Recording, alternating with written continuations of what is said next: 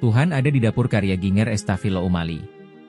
Pernahkah Anda berpikir bahwa Tuhan hadir bahkan dalam aktivitas sehari-hari yang tampak sederhana, seperti memasak di dapur? Hidup kita ibarat sebuah resep yang sedang disiapkan oleh Sang Koki Ilahi. Setiap pengalaman, baik suka maupun duka, adalah bahan yang Tuhan gunakan untuk membentuk kita menjadi pribadi yang lebih baik.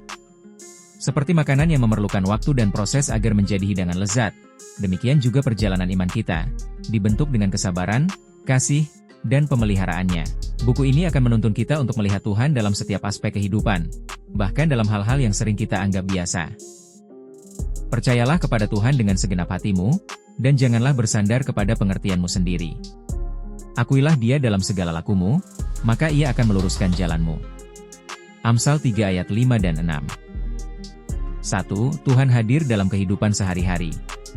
Tuhan tidak hanya hadir dalam momen-momen besar atau saat kita beribadah di gereja, tetapi juga dalam setiap aktivitas sehari-hari yang sering dianggap biasa. Ketika kita memasak untuk keluarga, bekerja dengan tekun, atau merawat orang yang kita kasihi, sebenarnya kita sedang mengambil bagian dalam rencana Tuhan.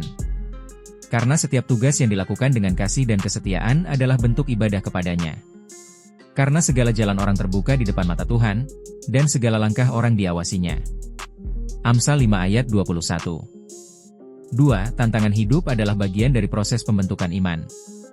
Dalam hidup, tantangan dan kesulitan bukanlah tanda bahwa Tuhan meninggalkan kita, melainkan bagian dari proses pembentukan iman.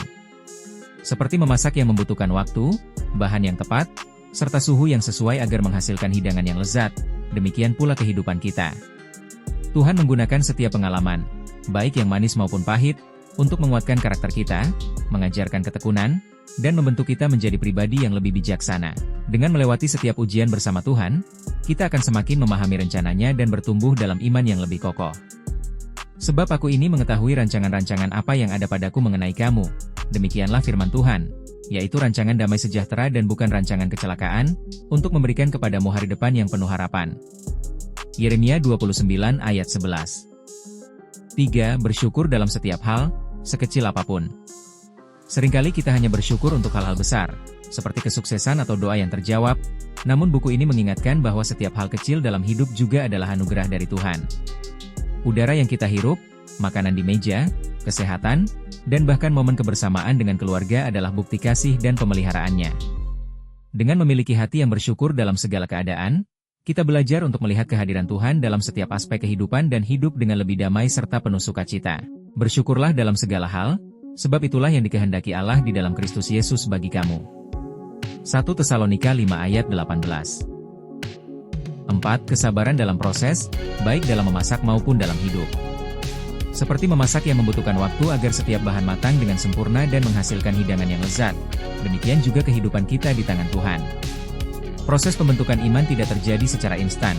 Tuhan mengizinkan berbagai pengalaman, tantangan, dan ujian agar kita bertumbuh menjadi pribadi yang lebih kuat dan dewasa secara rohani.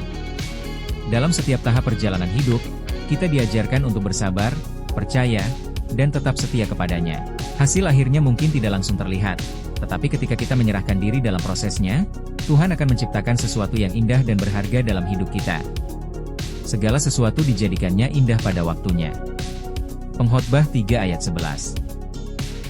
5. Hidup yang dipimpin Tuhan akan berbuah manis.